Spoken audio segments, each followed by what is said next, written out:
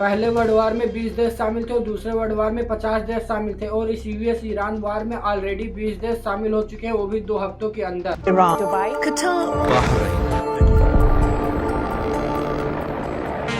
Dubai airport पे attack इस बात का सबूत है कि यह वार जल्दी खत्म होने वाली में से नहीं है। क्या यह वार तीसरे वर्ल्ड वार की शुरुआत है? आपको क्या लगता है, कोई वर्ल्ड वार ऐसे ही स्टार्ट हो जाती है कि उसमें बहुत सारे देश टूट पड़े और वर्ल्ड वार शुरू हो जाएगा? तो आपको बता दो, बिल्कुल नहीं।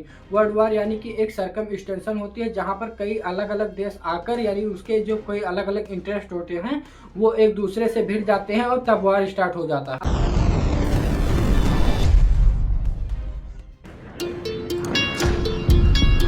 आज की इस वीडियो में ऐसे ही सवालों के जवाब ढूंढेंगे और यह वार कैसे पूरी दुनिया में फैल रही है और इस पे एक्सपर्ट का क्या मानना है और क्या कहते हैं, और यह वार न्यूक्लियर वार हो सकती है या नहीं, और भारत इसमें कैसे इन्वॉल्व हो सकता है, जानते हैं आज की इस वीडियो में।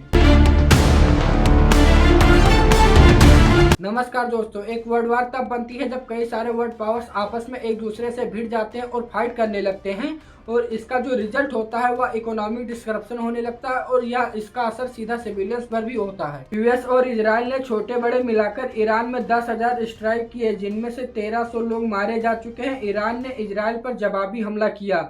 ईरान की जीसीसी के अलग अलग देशों को टारगेट किया, यानी कि पूरा मिडिल ईस्ट ऑलरेडी इन्वॉल्व हो चुका है। दुबई एयरपोर्ट पर अटैक हुआ। इस वीडियो में आप देख सकते हैं कैसे आग लगी और साथ ही साथ इराक, जॉर्डन, साइप्रस, तुर्की, अजरबैजान, इन देशों को भी ईरान ने निशाना बनाया। यूरोप की बात करें तो सारे देशों ने साइप्रस के पास में नेवल बिल्डअप शुरू किए हैं। तुर्की ईरान और सीरिया के साथ बॉर्डर शेयर करता है, तो हो सकता है अमेरिका यहां पर अपना ग्राउंड ऑपरेशन शुरू करे। रसिया ईरान को इंटेलिजेंस प्रोवाइड कर रहा है जिससे ईरान अमेरिका के एयर सेट को आइडेंटिफाई कर और डिस्ट्रॉय कर पाए। यूक्रेन 2022 से रसिया से लड़ रहा है, तो शाही ड्रोन से कैसे लड़ना है या इंटेलिजेंस वो अमेरिका को दे रहा है। दूसरी तरफ पाकिस्तान अफगानिस्तान से लड़ रहे हैं और चाइना ताइवान को सराउंड किए हुए है, जहाँ पर अमेरिका दूसरी तरफ ईरान से बिजी है। चाइना ताइवान पर अटैक कर सकता है। नॉर्थ कोरिया तो उतावला ही बैठा है कि कब वार शुरू हो, यानी कि जो मिडिल ईस्ट की वार है या 3 कंटिनेंट्स में सेपरेट हो चुकी है। यूनाइटेड नेशन के सेक्रेटरी जनरल ने कहा, this is a chain of event that nobody can control, यानी कि world war 3। Second world war 80 साल पहले खत्म हुई थी। अब टेक्नोलॉजी बदल चुकी है। अब देशों के पास में न्यूक्लियर वेपन, ड्रोन्स और साइबर वारफेयर का जमाना है। एआई की बात करें तो प्रोपोगेंडा के लिए एआई का यूज हो रहा है। Our warfighters are leveraging a variety of advanced AI tools.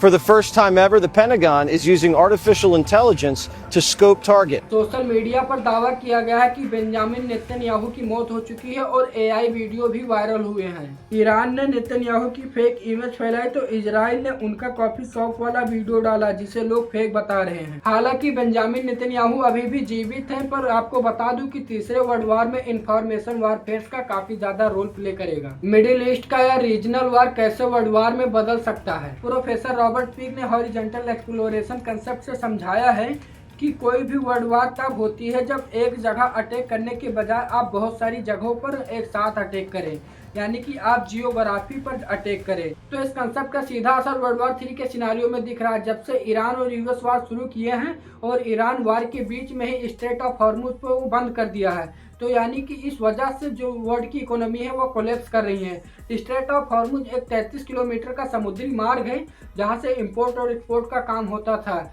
जैसे कि यहां से ऑयल, रिफाइनरी, गैस, बहुत सारी चीज़ों का आदान प्रदान होता था, जिसमें से भारत, अमेरिका, चाइना, बहुत से बड़े बड़े देश शामिल थे जो कि ईरान और सऊदी अरब जैसे देशों से तेल का आदान प्रदान करते थे, जिस वजह से वर्ल्ड की इकोनॉमी कोलैप्स कर रही है और पॉलिटिकल लड़ाई शुरू हो चुकी है। यानी कि भारत जैसे देशों में सरकार ये जवाब नहीं दे पा रही कि हम अपने देशों को कैसे हम कंट्रोल करेंगे। यानी कि अगर यह वार चलता रहा तो भारत जैसे देशों में काफी ज्यादा तबाही आ सकती है। यानी कि यहाँ पे ऑलरेडी गैस और तेल की काफी ज्यादा महंगाई शुरू हो चुकी है और सरकार काफी ज्यादा परेशान है। इसका असर गल्फ देशों में भी दिख रहा है। बहरीन में प्रोटेस्ट हो रहे हैं और यूएई खाली हो रहा है। ईरान इन देशों को काफी ज्यादा सजा दे रहा है क्योंकि अमेरिका को उन्होंने बेस बना दिया था। गोरे लोग जो टैक्स बचाने के लिए गल्फ देशों में आकर बस गए थे वो अब भाग रहे हैं ईरान का एक साफ मैसेज है कि अगर मैं गया तो तुम सब भी जाओगे। इसका सीधा असर भारत में भी पड़ रहा है। भारत इस जाल में फंस चुका है। स्ट्रेट ऑफ हॉर्मुज से दुनिया का 25% तेल ट्रेड होता था, जो कि अब सिर्फ 10% ही रह गया है। भारत को अपनी नेवी भेजनी पड़ी है ताकि तेल की सप्लाई सुरक्षित रहे।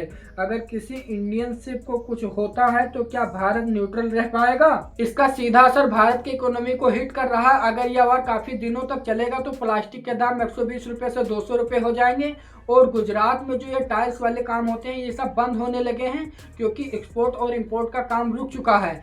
अगर यह काफी दिनों तक वार चलता रहा तो इसका असर आपके घर पर भी पड़ेगा। मेरा सिर्फ सरकार से एक ही सवाल है कि क्या आप ऐसे सिचुएशन के लिए तैयार हैं? अगर यह वार हमारे घर तक आई तो क्या आप इनसे लड़ पाएंगे?